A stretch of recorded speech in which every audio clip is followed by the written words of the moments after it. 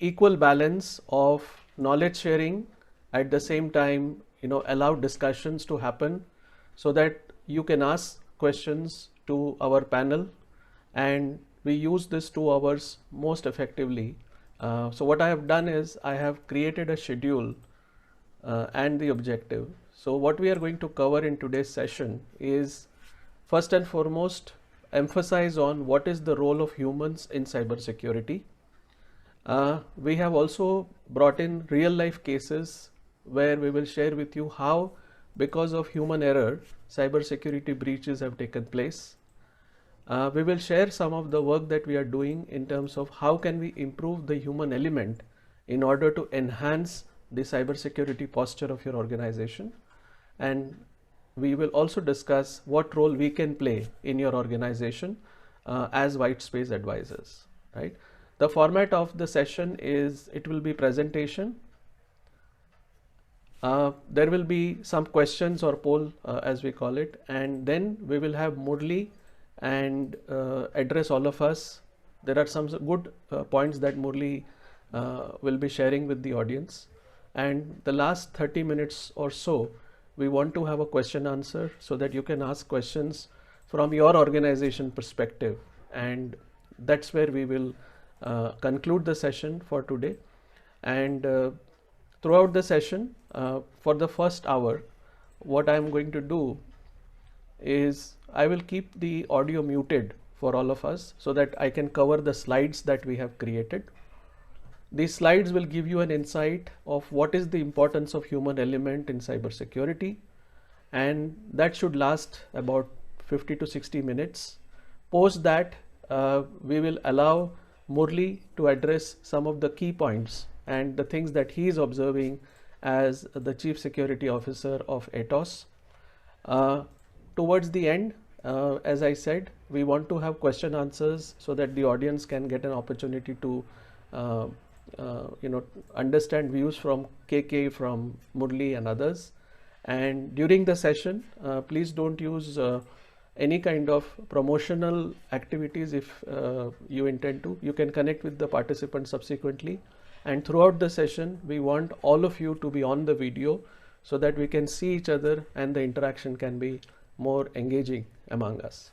Okay, so that's the quick background and the rules that we have. So let me begin with panel introduction. So I'll start with myself. As I said, I am the founder member of White Space Advisors. Have been in the industry for about 27 years plus. Have worked across the band of local, national as well as multinational organizations, multiple domains, IT, edutech, engineering, BFSI, etc. Have handled multiple hats in terms of pre-sales, business development, product creation, project management, and so on. I am also an executive coach for C-suite executives, business heads, etc. I have been a combination of IT as well as HR. So not a very common blend that you will find. So initial 10-12 years, I was into hardcore programming and IT related stuff. Last 15-16 years, I have been in the HR domain, doing a lot of organization development and related activities. Of course, I am certified, so you can check my LinkedIn profile. As we speak, I am a mentor to a couple of startups who are working on India-Australia business corridor, and also guiding an edutech in setting up their education business. In terms of what White Space Advisor does, we are into 3 main areas. One is people advisory in the area of cybersecurity. That is what this session is all about today. In addition to that, we are also providing performance consulting to MSME sector, and I am the coach, so I also do coaching activities for senior folks. So that's about me. Our guest of today, Mr. Murli. Murli, thank you again. Welcome on board. So Murli has been working with Atos India as a Chief Security Officer, and if you see, his experience is total 34 years, of which 12 years he is with Atos, and he has played multiple roles within Atos. He has also served the Indian Navy for 22 years as a commissioned officer. So Murli, welcome once again, and glad to have you on this session. Thank you, Anup. Thank you.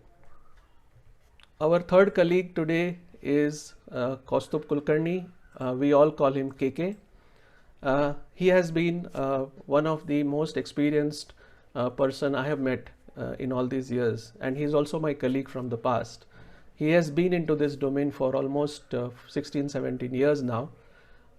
He owns 3 companies in EMEA, APAC and India, and he has multiple kind of experiences, whether it is advisory, training, research servicing.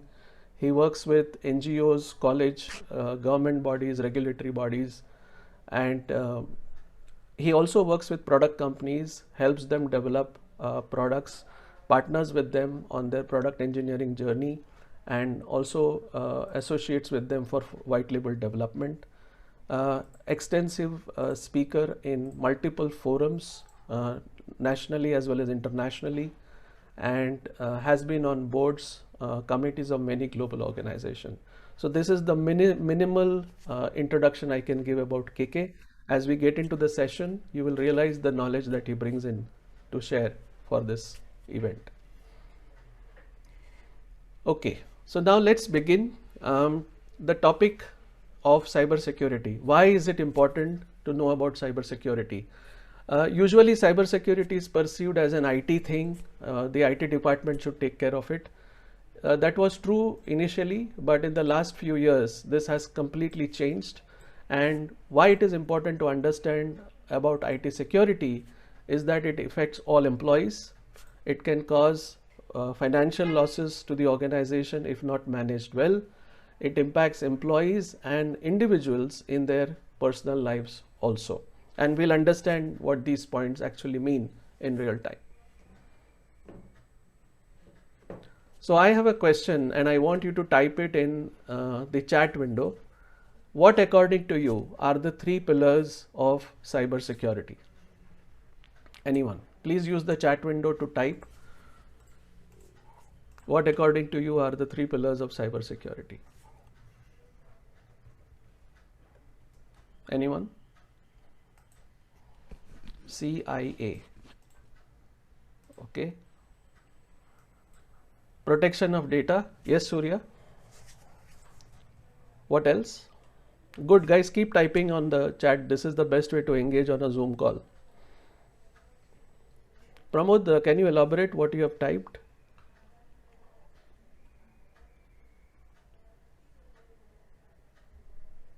Okay, anything else? Any other thoughts? What are the pillars of cybersecurity?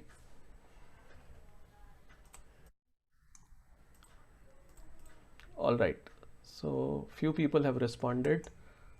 So this is how the industry today looks at cybersecurity. Cybersecurity pillars, the first and foremost is people. The second is process. And the last one is technology. It is only when these 3 pillars support the cybersecurity objective properly, you will be able to have a very good, strong cybersecurity posture.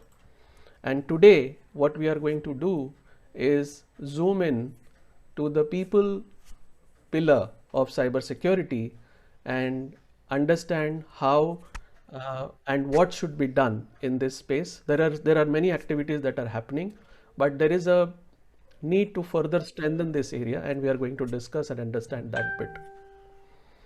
Pramod, I am seeing your messages. Thank you. You are absolutely on track. We have just summed it up.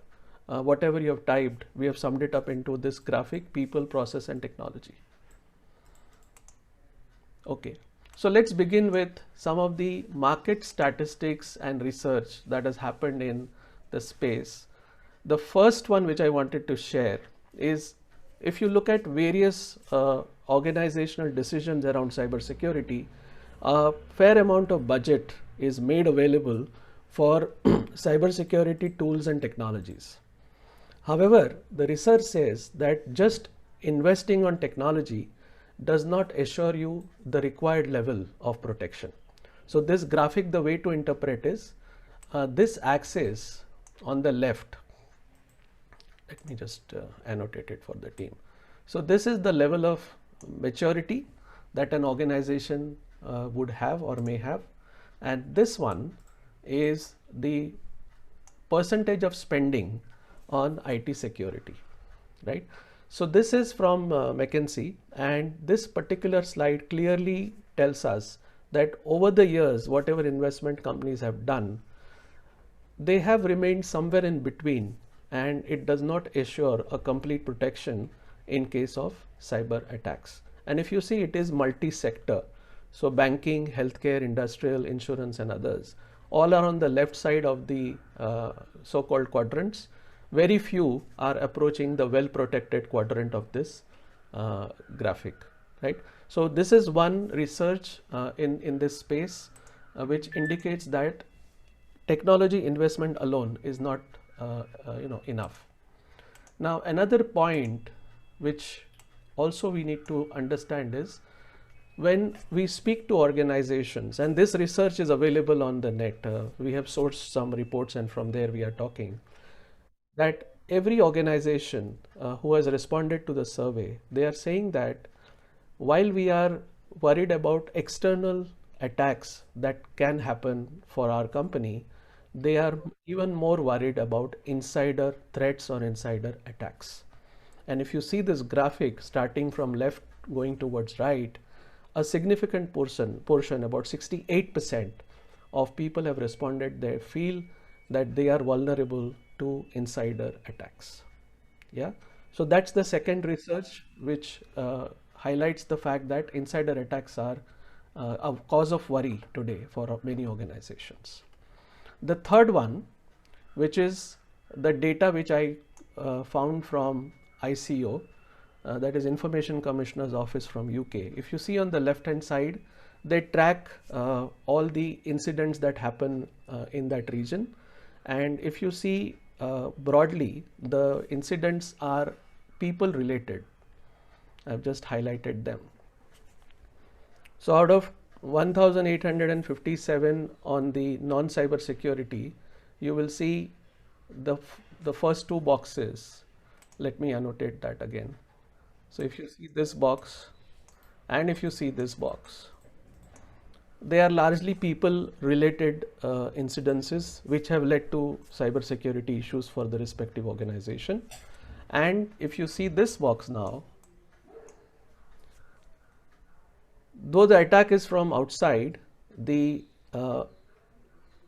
happening of attack or the acceptance of attack is because someone clicked on that email which led to a phishing attack, or someone did something which let this ransomware get into the organization, and as simple as unauthorized access, tailgating or something.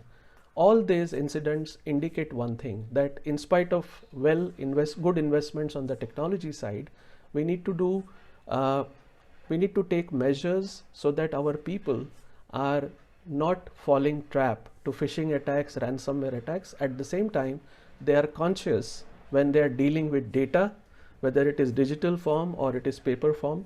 They should be aware that if I do something like this, it could cause a significant impact to organization. And this data, what you are seeing right now, is used in UK for GDPR purposes, and it eventually leads to fine to respective organizations. And I will take a couple of case studies as we move forward, that once these incidents are reported to ICO, they eventually process the information and they fine the corporates where these incidents have happened under GDPR. Okay. So let's move forward. So what we are talking here, and if you see multiple articles from Big Fours, EY Canada, this is one we have captured from there. But even when you talk to people from McKinsey, Bain and others, one important point that we are noticing is that while people are the prime target for any kind of organization, and that essentially means that whenever an organization is talking about cybersecurity, only technology related discussion or only process related discussion is not enough. We need to bring into picture the human element and ensure that that element is equally strong to protect the organization for any possible attacks, right? Now the question is why people are primary attack. So the reason people get into traps, what we call as one of the technique used by attackers is social engineering, right? And in social engineering, what they actually play with are, emotions of people. They create some kind of curiosity. There could be motives that they play with. They play with mindset. For example, a very simple thing: we get a lot of messages, SMSs today, that you will get 25,000 in your account if you click this link.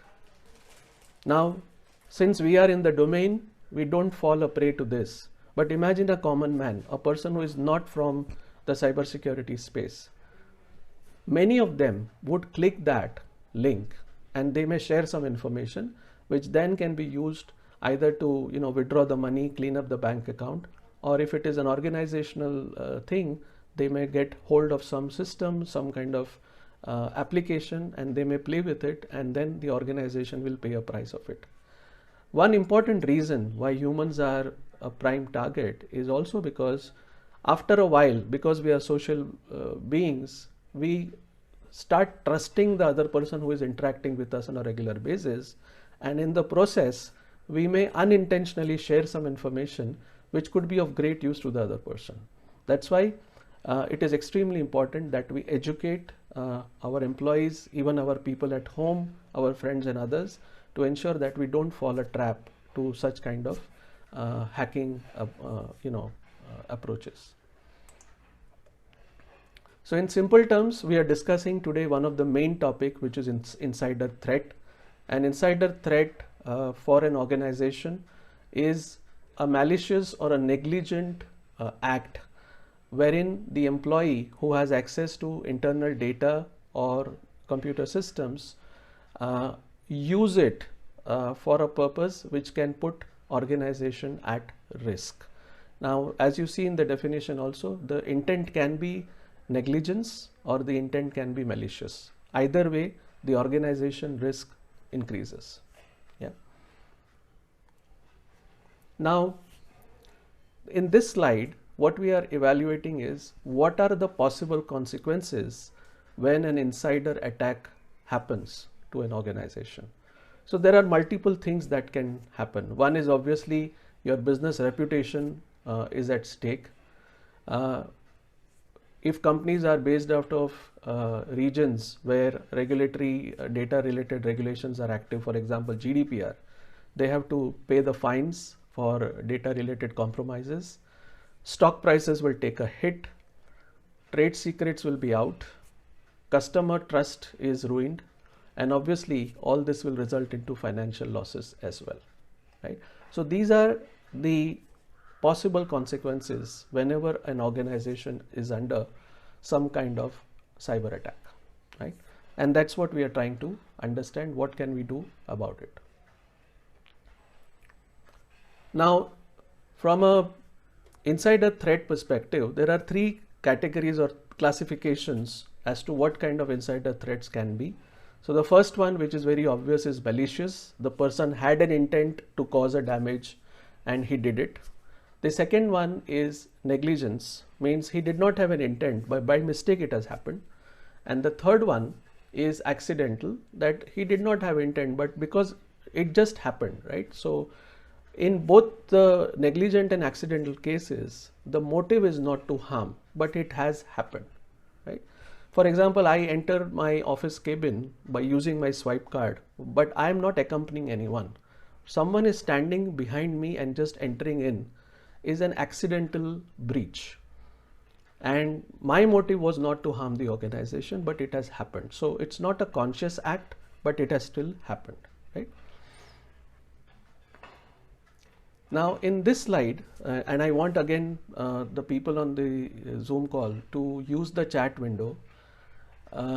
What is it that the employees do or you as employee do with data?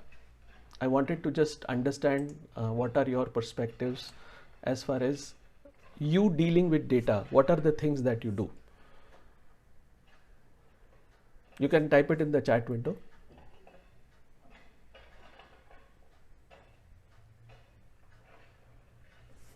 Anyone?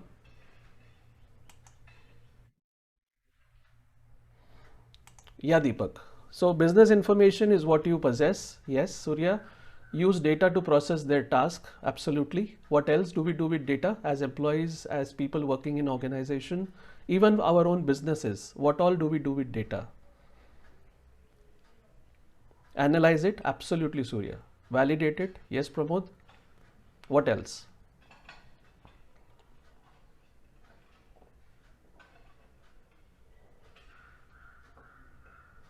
Yeah, you process it mainly. Yeah, but there is a lot more to it. Share. Absolutely. Bang on, Surya. We share relevant information with stakeholders. So if you see what we have studied this domain, and we realize that the entire data life cycle is closely linked to employee activities. So right from creation, as Pramod, Deepak, Surya and others mentioned in the chat window, processing the data, accessing the data from multiple places. Now we have cloud, so we access it from there. We also share data from time to time. We share it with our colleagues, we share it with our partners, we share it with our customers. We analyze it. We also detect, delete data. We learn from data. We have the technologies of AI, ML being in use today, and we apply data in situations. For example, we use analysis. We share that analysis with board, with our CEO, with our senior management from time to time. So when employees are having access to data in these forms, in parallel, these data also becomes valuable as well as vulnerable. So if it is employee data, it is personally identifiable information, so that becomes valuable in itself.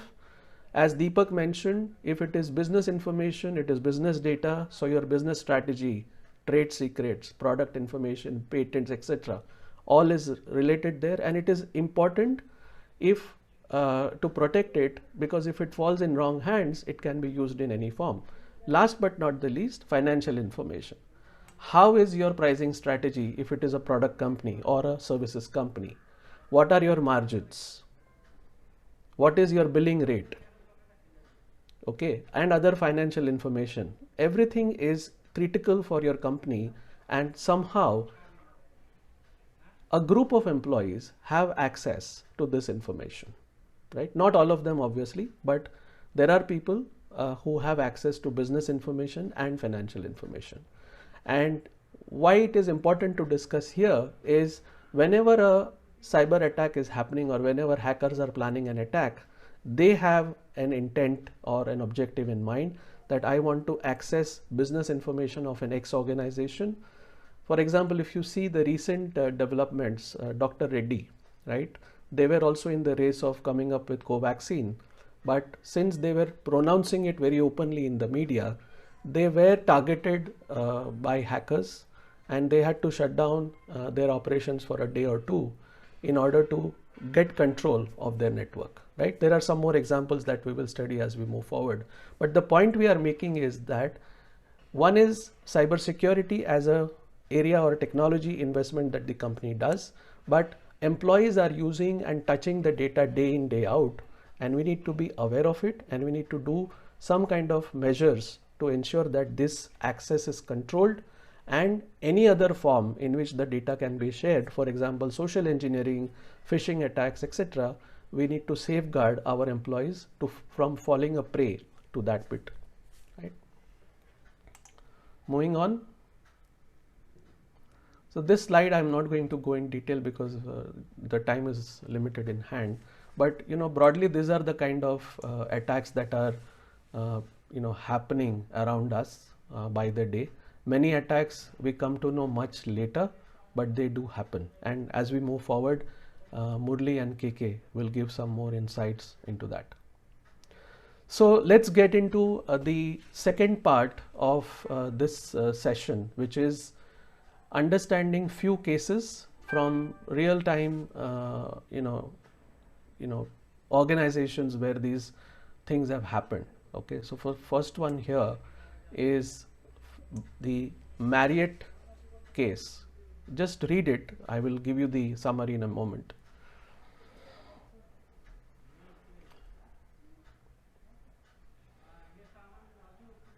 And this is in January 2020, not too much in the past, just a year back.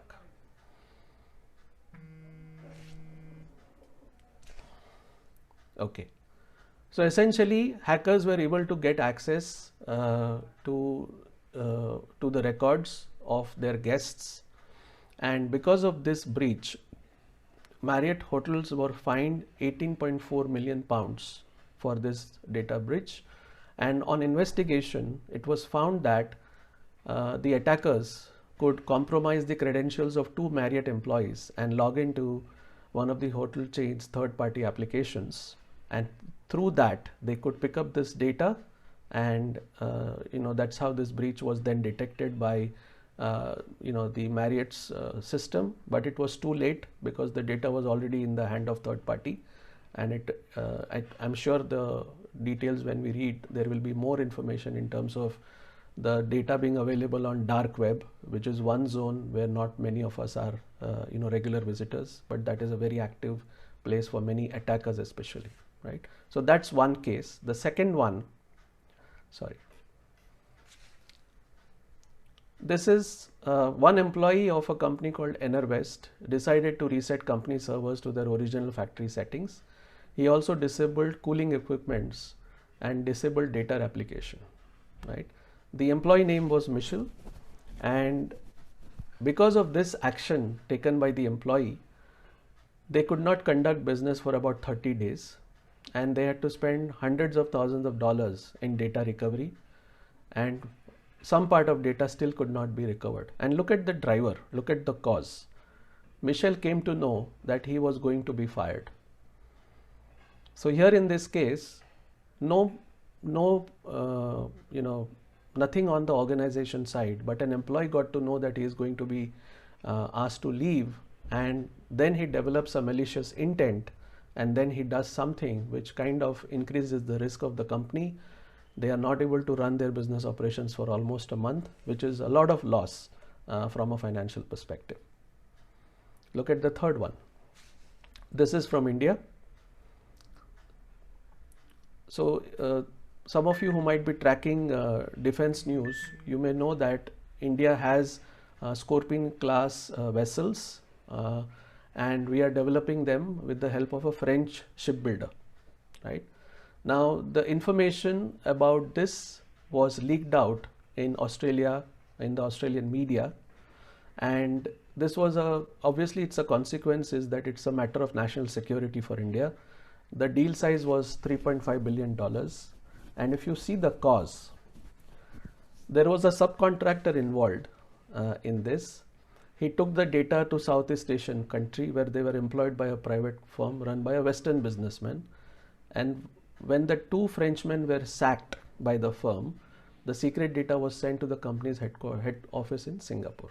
So again, a third party subcontractor, he was sacked or terminated for whatever reason, and then he used whatever access he had to share this information, it is actually a very classified information. It should not be in public domain, but it came out in Australian media, right? Again, human element in the cybersecurity space. This one is again India. So this is about Wipro. Wipro had a customer called TalkTalk, and 157,000 of its customer data, including their bank account details, were stolen in October 2015. As far as Wipro's engagement with TalkTalk is concerned, it's a customer for them from 2011. And because this breach happened, TalkTalk was fined £100,000 for exposing customer data. And eventually, when TalkTalk discovered that these breaches will keep happening, they stopped all their customer service operations from India. So the customer withdrew.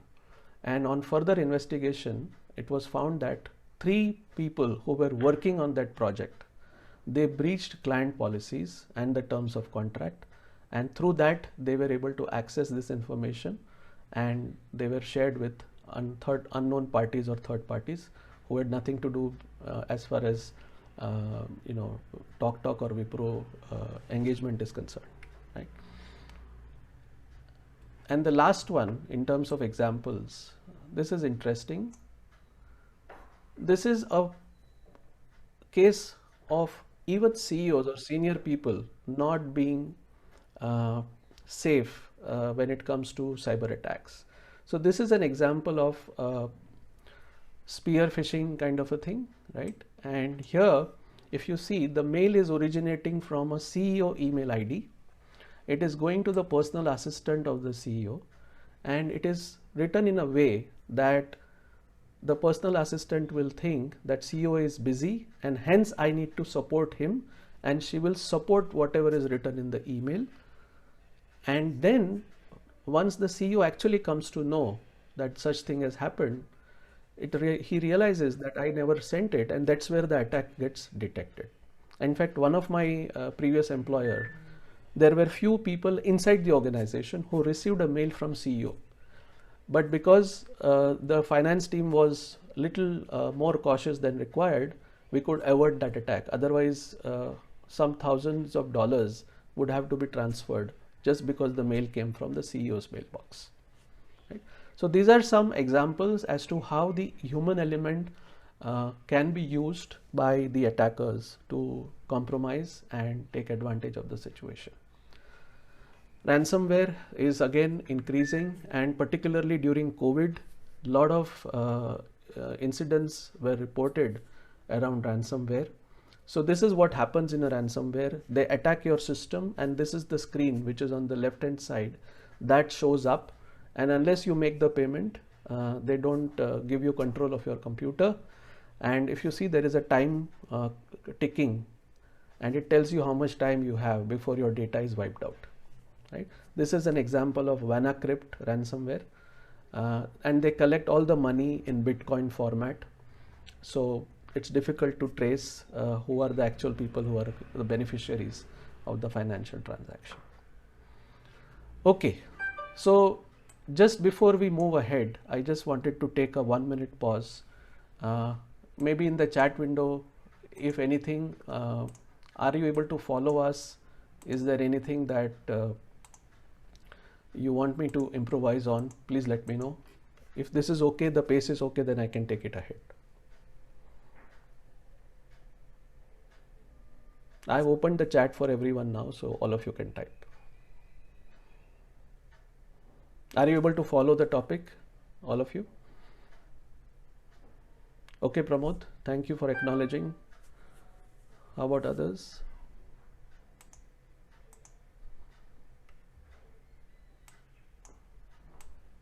How about others? And I see most of you have your videos switched off. It will really help if we can switch on the videos. That will make it easier for me. Thank you, Hitesh. Surya has a question. What is the purpose of IT department when they quarantine an employee's email? Please explain. Yeah, Surya, just give us a while. When we come to the Q&A section, we will respond to your query. But thanks for asking the question. Okay. Thanks, Hitesh. Okay. So I hope generally you guys are connected. Okay, so let's move ahead. So now the point is, if all these things are happening inside an organization, and if that is the kind of risk that humans are posing, how do we find them in terms of indications, right? So let's look at the first bit of indications, the HR elements, right? So some of the indicators or triggers from an HR perspective are when employees or a set of employees have very poor performance appraisal, they can go into discontentment mode, and that could be a trigger for them to compromise organizational information with some third party. Others are voicing disagreement with policies, like sometimes you don't agree with something, and because of that you are disengaged, not happy with things are happening, and then in that bargain process somewhere you find someone who is willing to help you, and that could be another risk for you. Financial distress. Financial distress could be that, let's say I am an employee, I have, let's say, my home loans to be paid, or my sister's marriage to be done, or I need to buy a house, or whatever it is. And I'm finding ways and means to increase my income. Now, some people who are ethical will not follow this, but under distress, people really compromise on many elements, and that could be one of the indicator that he may use the organizational information or whatever is available and handshake with a third party against monetary rewards, because his current need is to get finances for his needs, and whether the organization outside is willing to give or someone else, he may compromise and he can give it to you, right? Long working hours, odd working hours not necessarily means the employee is working hard, right? Unusual overseas travel also can mean that, for example, I remember one case where there was no customer meeting, but one exec would travel to a particular region very frequently. And then after some monitoring and some help from the local HR people, we found that he was traveling on company cost, but he was actually finding a job and appearing for interview out there. Now that could be one. There could be many more. He might be signing a deal with some other company for something. We don't know. So anything which is unusual as far as overseas travel is concerned should be checked and put necessary monitoring measures, etc., to ensure that the travel is for a genuine purpose. Last but not the least, employees leaving the company. Employees leaving the company is an emotional decision, and if it is arising out of discontentment, dissatisfaction, etc., it needs to be studied, because let's say I am a product person and I have developed a software for my company, but I feel I am not reasonably rewarded. Hence, I decide to join another company. But in the process of resignation and actual separation, I may want to copy the code, make it available to my next employer, and then use that information and that program for various activities. These are the kind of events that have been detected, and we should be watchful when some employees are in resignation stage and they had some kind of discontentment, dissatisfaction around it. These are obviously human factors, right? The other thing that we need to understand is, while the human factors are there, the matter is now amplified with the advancements happening in the cybersecurity and IT space.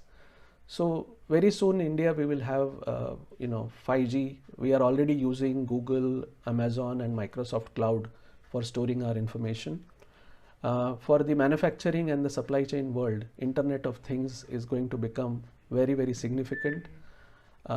We have already seen some of the banks in India who have started keeping robots, and as the days pass, you will also see robot co-worker in many organizations. More and more applications are becoming AI enabled. There are skill gaps. Now, when I say skill gap, one is a technology skill gap, other is the behavioral or the cognitive skill gap. As far as technical skill gap is concerned, we are able to fill it through training. But when it comes to cognitive, it requires a more deeper understanding of what the gap is and where will it impact us. And we need to take steps to fill those gaps. The bring your own device, BYOD, this became very prominent in the COVID time, and many of our employees, when they started operating from home, the organization had no option but to allow them to use their personal devices to do office work. And we all know that our home Wi-Fi's, how secured are they? People who are from the IT or security domain may do some additional measures to protect their Wi-Fi devices, but generally speaking, that is a point of compromise. And because BYOD is going to stay for long, we will have to see how do we bring in endpoint security to that. Next is treating cybersecurity as an IT issue, right? It is not alone an IT issue anymore. It is a financial issue, it is a business issue, it is an organizational issue. So many organizations that we are interacting with, we know that the board of directors and the CEO have started asking very regular questions. What is the risk, or how safe are we? These questions are asked to CIOs and CISOs very often, but there is also a significant number of organizations where cybersecurity is still not a matter of C-suite discussion. It is left to the CIO and CISO to take care of the challenges that come up. Other challenges around organization is underfunded cybersecurity teams and programs. So Murli is there, he will talk about it as we come to him, but many a times because of profitability challenges, revenue challenges, one area where fund availability is made less available is the area of cybersecurity. The investments in hardware and software which protect your cybersecurity posture are deferred by 1 quarter and 2 quarters or more. But what it also indicates is that this is not the top priority of that organization. And if a breach happens during this period of deferment, who is going to be blamed for it? The board, the CISO, or CIO? That's a ongoing struggle that is witnessed in many cases. Very important point number 10 is we should admit as organizations that we are a target in the cyberspace. Please remember, once you are on the digital infrastructure, no boundaries are available to you. So I may be an Indian organization, but I can be easily targeted from Russia, China, Pakistan, wherever, because I need to understand that there is something with which I am possessing, which is of interest to the attacker. And if that is of value, he will find ways and means to attack me and get hold of that. Hence, it is extremely important to acknowledge that we are a target in this cyberspace. And last but very important point, as I said earlier, a larger level of board representation is required in the organization to make cybersecurity a truly strong element in the whole business posture. And if that is missing, we will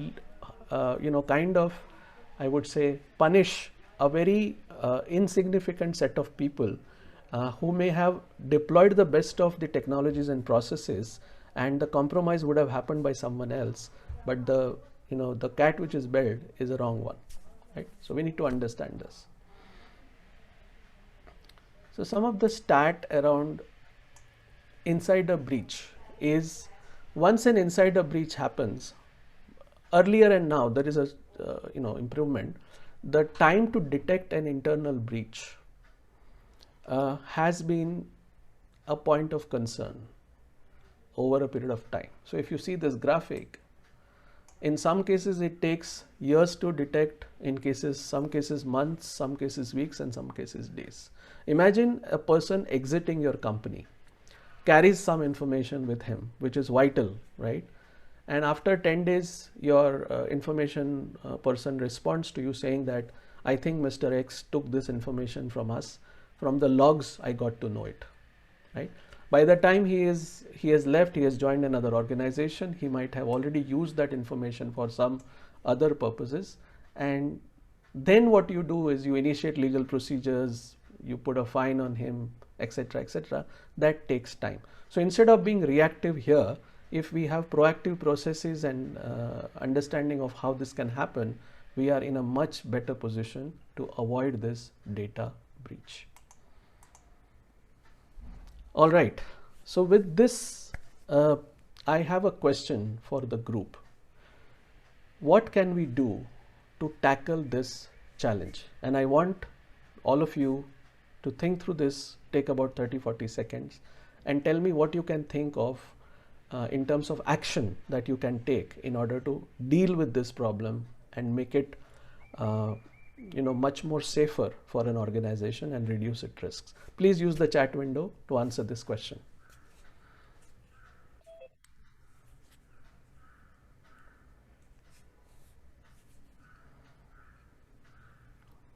So we studied quickly the insider threat. We looked at those 5 case studies. We looked at the human factors like appraisal rating is poor, financial distress, etc. And we also looked at top 10 challenges or 11 challenges that corporates are facing and will continue to face, like IoT, 5G, robots, etc. All this is happening in order to make your organization more secure. What do you think you can do to deal with this challenge?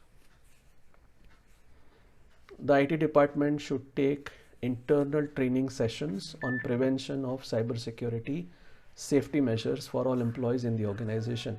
Okay, Surya, good point. Thank you. And please respond to everyone so that others can also see your view on that. Thank you, Surya, for your answer. Anyone else? What do you think can be done? So one is training, care for mental stability of employees. Yes, employee well-being is being discussed in many organizations because out of stress, also some people without intent participate in a compromise. Yeah, good point, Pramod. Thank you. What else?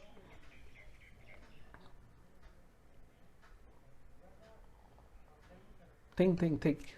One is training, other is employee wellness. What else?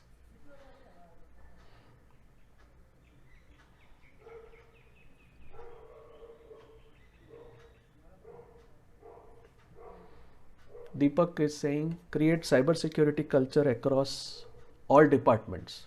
Okay, Deepak, thank you. Surya is saying update the software and antivirus regularly. Absolutely, absolutely. Pramod, thank you once again. His comment is groups and policies imposed on employee authority or work area. Absolutely, absolutely. One last point before I reveal the answers. Most of you are there, which is a very good thing. I'm very happy to see your answers. One last point. Anyone? Have better work from home policies for IT asset usage. Absolutely, Surya. Very good point. Okay, so now very good answers and very relevant answers. What we have done is we have made it a slightly broader set. So first and foremost, organization should work on developing the right mindset in employees when it comes to the human element in cybersecurity. That's one. The second important point which Deepak mentioned and Pramod, Surya, others were revolving around is creating a culture of being aware about cybersecurity, not just once a year because you have an ISMS audit, not just around audit, it should be round the clock. For existing employees, for employees who are joining us new, for all of them, this culture creation is extremely vital. The third and the last point is we have to be proactive. So while you are investing a lot of money in the technology side, can we keep our users updated from time to time? Can we check their alertness from time to time so that we don't become reactive to when the incidences take place, but we have proactively understood that these are the possibilities. We have educated our workforce, and because we have educated, the rate of risk drops significantly, right? So these are the 3 points, and thank you everyone for those who have responded. Now, in order to do this, developing the mindset, creating a culture, and what was the third one, guys? Tell me. Type it in the chat window. One was developing a mindset. Second was creating the culture. What was the third one? Type it out. I'm checking. Be proactive. Very good. Thanks, Deepak. Thanks, Surya. Yeah. Okay. So now what are the human elements, levers of human element that you can use of? So one example that we are discussing here, and we have been talking to some of our customers as well, is usually when you talk to any organization, HR, C-suite, they will say we measure our business performance through a balanced scorecard. How many of you have seen this in your company? This is largely communicated to all of the employees in the company. Has anyone seen this already? Anyone? Or let me ask the other question. How many of you have not seen this?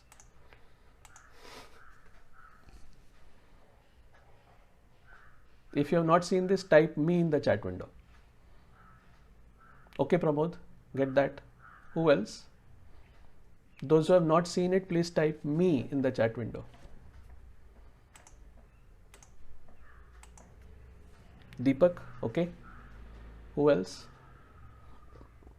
Surya, all right. Good. Guys, I'm really happy for being so honest and transparent about it. There's nothing to be ashamed if you don't know it, because depending on our roles, we may or may not get exposed to such things. So balanced scorecard in a very simple term is like a result sheet of a school student. Every year he gives exams and then his scores are reported, maths this many, science this many, and so on. For an organization, it is called as balanced scorecard because an organization cannot perform just because they have a customer.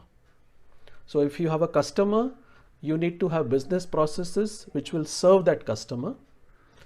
While you are serving the customer, you need to also have good amount of focus on how the financials are. Are you spending more than earning, right? So for that you need financial controls. So that's the third lever. And the last one is, do you have adequate staff, qualified staff to service the customer? So that's the organizational capacity. So if you see this graphic, there is good amount of focus on financial processes, business processes, customer and people processes, organizational capacity. And basis this, the goals are set for the finance department, HR department, delivery, IT, and so on. However, in many discussions that we are having, we are finding that cyber security related KPIs are restricted to CIO and CISO. And because this is the way it is, we are seeing that other departments do not consider cyber security or do not participate full-heartedly into the cyber security initiatives. What we are proposing is that the balanced scorecard as a concept will still remain, but we need to add a fifth element, which is cyber security and appropriate scorecards. The other way of doing it is you might have risk management as one of your parameters in balanced scorecard.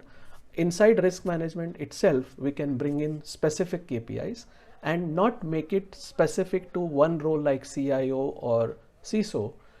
Spread it over the organization so that there is a joint accountability of cybersecurity. So finance, HR, procurement, delivery, sales, marketing, the C-suite, all of them should have some KPIs which reflect around cybersecurity, and that's how we can create a support system for the entire organization to support these cybersecurity goals that we have created.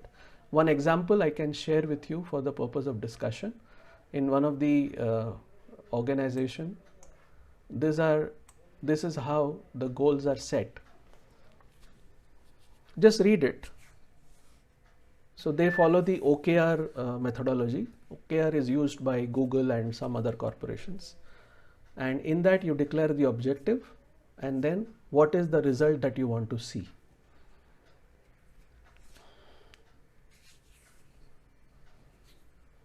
So this goes in your goal sheet or this goes in your performance management system, and when the appraisal reviews happen, you are measured against this. This of course is an example from an IT team perspective, but similar OKRs can be designed for non-IT functions, be it delivery, be it finance, be it HR. Okay. So this is one lever that organization should look at. And see, the advantage of this lever is multiple. One is it brings in ownership in the leadership people or people below them, that I'm going to be answerable if something goes wrong in my project, in my department, in my unit, whatever. The second important thing is, if the person has performed very well on this particular OKR, we should also introduce an incentivizing mechanism that this particular team had no cybersecurity related issues throughout the year. So here is something that we are doing for this team as an organization. At the same time, if there were breaches, if there were compromises, if there were bypasses, we tag that set of individuals, let them know that this is no more acceptable, and either you don't give the desired increment or put a comment in their performance appraisal and create that ownership that this is equally important for me as an employee, and if I don't contribute in it, I am going to be impacted, right? So that ownership gets created across the organization. Other levers that we can think of at the moment, and of course it depends from organization to organization. First and foremost is get your board of directors, CEO, CHRO and CFO on your side who support the cybersecurity agenda, right? Second, align your goals with the business strategy. Like Surya and others were saying in the chat window, that we need to define policy process which support cybersecurity objectives, but more importantly also ensure our people understand it and implement it regularly. Culture change should be introduced so that you are proactive in what you are doing. Training is one of the elements that should be used as a lever, and again training for technical areas as well as behavioral areas for IT as well as non-IT staff. So it's not the standard training programs that are available on multiple e-learning websites today. There are some programs that you will have to customize because context of organization is different. If you are a retail organization, your touch points are retail stores. If you are a B2B organization, you have a different set of touch points. So appropriately the training has to be redesigned. Last two is communication. So you need to educate your employees on a continuous manner, keep them informed about what's happening in the market, and more importantly, assess their alertness from time to time. Like we do once a while audit or once in a quarter audit to check if my function is in order. We should run assessments inside the organization from time to time to understand whether they have understood what is phishing, what is spear phishing kind of attacks, how to read those mails, how to detect what are the things to check in an email, what are the URLs which I can study before I click on a URL and so forth. So there are simulated attacks that can be run as a part of assessment approach, and find out of my, let's say 100% workforce, how much is alert, how many clicked that link and how many did not click that link. The one who did not click needs appreciation because they followed the procedure, they have understood it. And those who clicked, assuming unintentionally, we can take them back, retrain them or update them on their queries, and then test them again after, let's say 1 or 2 months. Right? So these are some things that we are doing in this space. One is the balanced scorecard and this set of levers that we are using. Now my question is from respective organizations. I know people are from iCertis, HDFC, few other organizations who are on the call here. My question is, out of the levers that you have seen, are there any levers that you are already using? We will be really happy to know that. If you can type it out in the chat window, it will really help.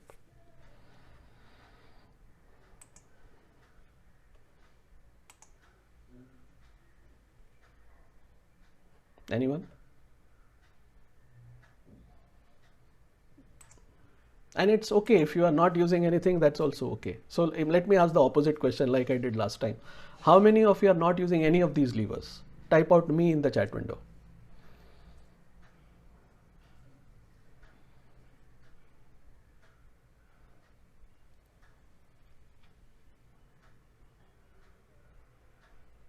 Okay, so my problem now is, as a facilitator, should I say the answer is a general no or the answer is a general yes? Anyone? Pramod? Okay, thank you Pramod for being honest. Anyone else? Okay. Fine, let's not worry. So quickly, before I hand it over to Murali, I just wanted to share some information that came fairly recently, I would say. This is a World Economic Forum report. They sent this. Surya is saying we use some levers like communication. But yes, absolutely, Surya. So thanks for sharing that. That is one of the important levers, and it is good to know that your company is using that lever already. Yeah, so this is one World Economic Forum report on global risk landscape. And if you see, cyber attacks is on a growth trajectory, which is not good for all of us put together, right? So that's their research. The second piece of information which came towards the end of December 2020 or a little earlier than that was the cost of a cyber crime. Now this is what is very important for all of us to know. that if we understand what it means when a breach happens, we will be able to pay attention to it and find a solution for it. So this slide is a global information slide, that the global cost of a cybersecurity damage or cybercrime damage is 6 trillion USD a year, 500 billion a month, and if you scroll down to the last bullet, $190,000 per second. So you can understand the intensity of cyber attacks across the world, and that is the reason we are discussing this topic here with all of you, and we have Murli and KK with us to share their views as well. We also captured some news items which you are fairly aware of, I assume. One is the Dr. Reddy's cyber attack coverage in October. Then in November, Lupin had an attack, but they did not have any impact on their operations. If you see, this is an interesting graphic. Because of COVID particularly, the ransomware attacks in many countries have gone up, but probably here is where India is on one of the highest numbers from a graphic perspective. We are the highest affected country when it comes to ransomware attacks, even more than United States. Yeah. So we need to understand the intensity of this problem. On the right hand side, 82% of the companies in India were hit by ransomware, and they paid 8 crores on average to save themselves.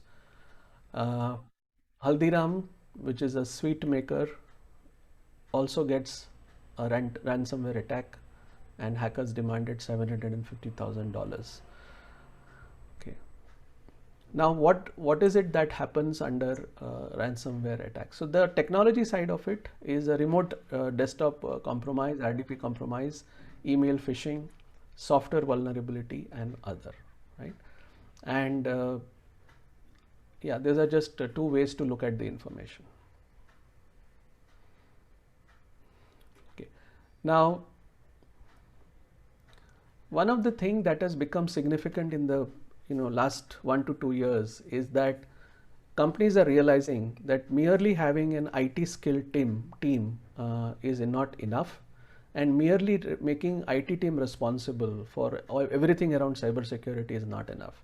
So we are seeing white papers, research articles, and even engagements where soft skills and cross-function working is getting due attention and support from within the organization. And in that, if you see the graphic on the left hand side, the employees need to develop specific skills on the cognitive side. One is the ability to analyze. So when an email lands on your desk or a URL lands on your email box, is there an ability to understand what it is? So some kind of analysis, ability to communicate. So let's say I am the employee, and for whatever reason, I clicked on a phishing link, and then I realized that, oh God, my God, I've done this. I need to immediately call someone in the security team and let them know.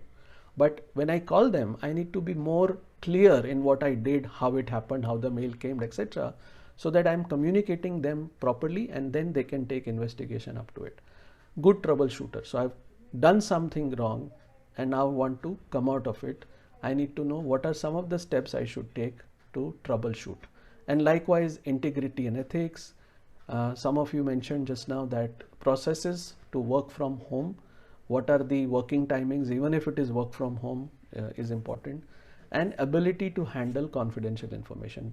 I would say in last 12-15 years that I have been working in multiple corporates, a fairly large amount of time I have been sharing storing my data on SharePoint, and that too on a cloud. Now, when I do that, I'm using it because my CISO told me or my CIO told me, but my data is confidential, and I need to know whom to share with and whom not to share with. And if I breach it, I should also know what consequence I am supposed to go through, right? That is the cognitive or the soft skill side of it. On the right hand side, it's about collaboration, that it is important that cybersecurity is done in collaboration with non-IT, non-security functions. So IT operations, HR, legal, marketing, and so on. Okay. Okay. Now, this is a very important slide and very interesting slide. We also speak to people from time to time and we discuss cybersecurity with them. So some of the comments that we hear from them is, no, I need not worry about my cybersecurity because I am very small as a business. Second, only certain industries are prone to cyber attacks and threats are only external. IT department is there, they will take care of it. Cyber attacks are only for companies who are on the digital infrastructure. We don't need tests or training. Antivirus, anti-malware is already installed and that is good enough. We follow very long passwords, so they are very strong. Our industry does not have any cyber threats and BYOD is safe and 100% cybersecurity is achievable, right? So that's the current state as far as myths around cybersecurity is concerned. Quickly, I want to talk about what we do in this space as White Space Advisors. So we come on board your organization and help you create a human-enabled cybersecurity program. A larger part of the work is consultative in nature, so we co-create solutions with you, and in the process we need to work with your board, we need to work with your C-suite, HR, finance, and other departments. In terms of the framework that we have, we start with diagnosis because that's where we need to understand what you already have. We don't want you to invest money on things you already have. We will do a gap analysis kind of a thing and propose a plan that you should follow. Once the diagnosis is over, and if your organization has some gaps, then we will give you a complete plan and support in terms of implementation on how to create the culture, how to enhance your hiring, onboarding, and offboarding processes, how to create policies and processes which are integrated with your cybersecurity objectives, how to design training programs, how to do simulations, how to conduct reinforcements from time to time, and back it up with reporting and measurements from time to time so that you can report it back to your management team. And we see that over a period of time, there are improvements in the way things are, how people are responding to simulated attacks and so on. Right? So that's the engagement framework as far as White Space Advisor is concerned. And the intent here is to support you and your organization in creating a culture of cybersecurity. Okay. I'll just, because of time at hand, I'm just skipping these two slides. We can talk about it separately. Let's come to Murli. And Murli, I wanted to invite you today to share some of your perspectives. You are the CISO of Atos. It's a large organization, 12 billion euros in terms of revenue. You might be interacting with a whole lot of customers across the world, and you might be exposed to IoT, autonomous cars, and various other things. Just wanted to pick your brains on what is your view when it comes to the human element in cybersecurity, and what are some of the suggestions that you can make here to the group. Sure, Anup. Hello, everybody. First of all, thank you for sending me the invite for this webinar. Quite interactive. Are you able to hear me? Hello? Yes, Murli, we can hear you loud. Yeah. Okay. So I think most of the part, Anup, we have already covered in your slides and with statistics. But we must understand that we all are human, right? And we commit mistakes. But there are, plethora of people are trying to take advantages of every silly mistakes that can cause our business tremendous financial loss. Advanced technology and security practices, no matter how sophisticated, but it will always be constrained, right, by this human factor. And as you rightly mentioned in your slide, we should not forget the insider threats, right, in the whole gambit, because human element is present everywhere. Uh, so what we need to do is in-depth training. Some of you had responded to your queries. Uh, in-depth training need to be provided to the employees to ensure awareness of different attack vectors. One point that probably was not mentioned in answers from people was regular people risk assessment of employees, which can reduce the cyber risk considerably. Incentive mechanism, yes, it is to foster employees' attention towards security aspects. Vulnerability assessment, penetration testing of your own network from inside, that can reduce the threats, and the posture of your organization can improve because of that. Enterprise that don't give priority to proactive, you mentioned that word, security awareness or risk assessment, are doomed to spend hefty amount either through some penalties or ransomware that um, that can become a big issue for an organization from customer perspective as well as business. So when we are talking about endpoint security, previously we used to only think about endpoints means only your USB ports or your administrative privileges and so on. But today IoT is everywhere, right? You name it, right? From Alexa, which you use at home, to in an integrated mode to switch off light or switch on your TV or any other devices, right? Many times you forget what you are interacting at home with your wife, with your children, as you mentioned, data privacy, right? And Alexa is quietly watching. Forget about Alexa. The mobile which you carry has got a Google. The moment you speak, the Google is listening to you. Right? That's why when you ask a question, Google will give you an answer. So you have to be very careful when you're talking. Either you know what is the data or what is the information that you would like to protect. You must know your information, right? What is the information that you would like to protect, and what is the information that you can disclose? So many times people are not having this general awareness of what is the quantum of information they have and how much of it is sensitive. So um, the artificial intelligence and machine language, which is now is the most advanced technology used in most of the uh, devices, whether it is electric cars or automated cars or renewable energy systems, etc. Uh, the more advanced it is, the more efficient it is, the more it is prone to cyber attacks.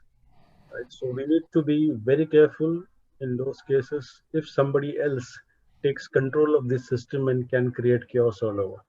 Right? For example, somebody taking control over a power grid, right, and altering something to create overload and load shedding in certain area, which can lose a business of many hours, right, till the issue is identified and it is rectified.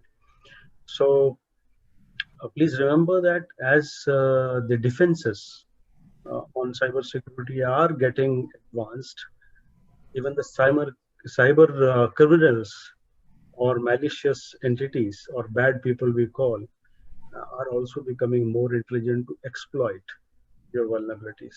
Hence, uh, we can say that human element would be a strongest link or could be a weakest link.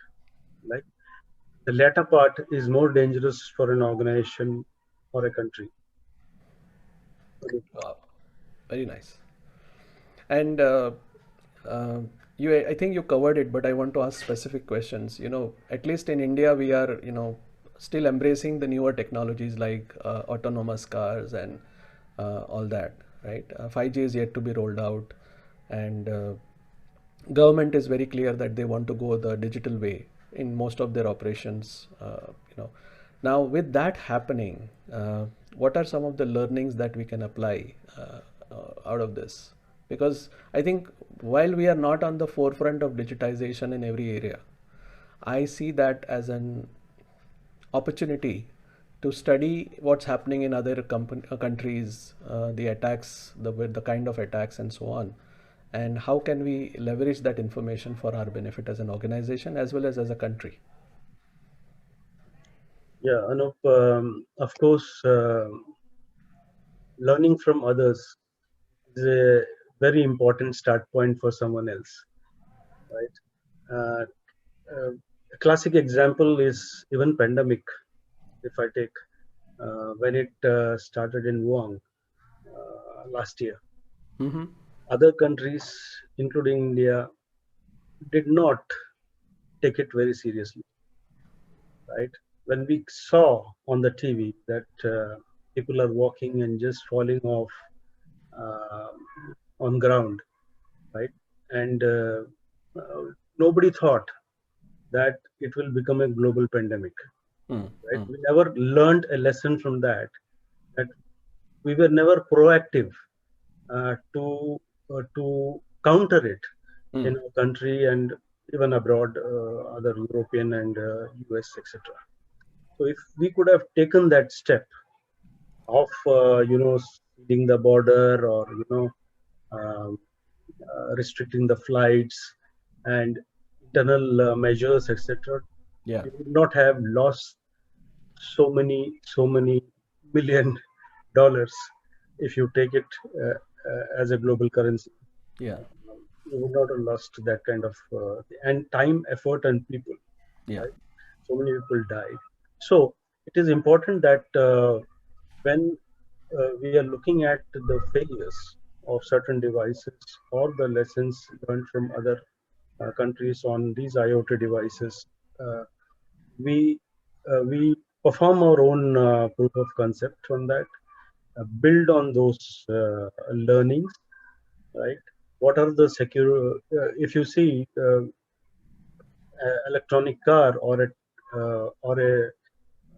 what is that called without driver, Autonomous. Okay. autonomous car, Yeah. right? When you look at that, um, please remember that it is not just a car. It is designed based on several processes.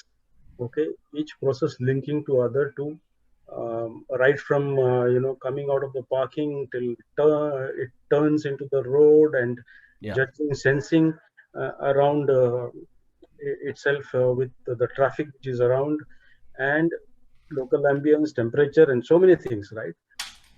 So these if there are security holes in these processes or it has not been tested Hmm. properly or reviewed properly, it can have bugs in it. It can have vulnerabilities in it which can be exploited by somebody. Okay, so very important not only to fix these gaps inside the uh, processes or unit testing, which is we call it, like multiple unit Yeah. makes the whole software or the way the device is required to function. So you need to follow right from the secure coding device, practices, good practices into the source coding, and of course then rest of it is about the controlling part, how you want to do it. Not only after designing that, okay, this is my product, Tesla says this is my product which is available in the market and you can buy, that is fine, but it has to be periodically reviewed, right? We need to have feedback from different people around and see that those improvements are done. Because the moment you start getting feedbacks on this from people, there are these malicious entities who are already working on those exploits. Hmm. So we have to be really proactive to fix those. Right. Right. Thank you, Murli. Thank you so much. I think the points that you mentioned are very relevant. And so, from all of us, Murli, Kaustubh, myself, a big thank you to all of you. And these are my, this is my email ID, this is my mobile number. If you have any questions, please call me up. Like I said, please go back to your organization and help us have organized the half a day seminar with your senior management. Again, as I want to reiterate, it is free. The intent is to create awareness in the senior management. And if you can help us, it will be great. Yeah. Thank you so much. Thanks, Murli. Thanks, KK, for all the time and all the knowledge that you shared with the group. Thank you so much. Thanks, Anup. Thanks, KK. Nice seeing you. Thanks. Bye bye. Bye, everyone. Bye.